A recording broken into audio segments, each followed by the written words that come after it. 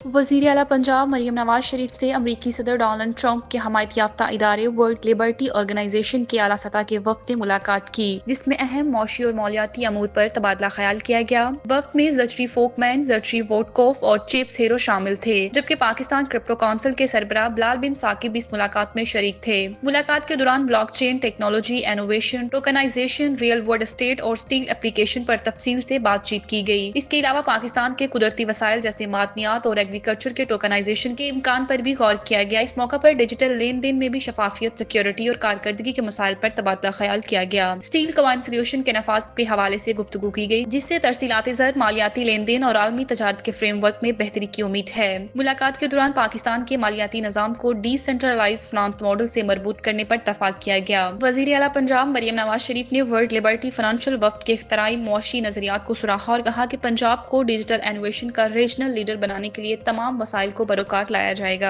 वज़ीर आला ने हुकूमत पंजाब की डिजिटल टेक्नोलॉजी में तरक्की और मौलियाती इश्तराकार के हवाले से आगाह किया और कहा कि पंजाब ने डिजिटल टेक्नोलॉजी और ऑनलाइन ट्रेड में तेजी से तरक्की की है और इस शोबे में मजीद पेशरफ्त की जाएगी।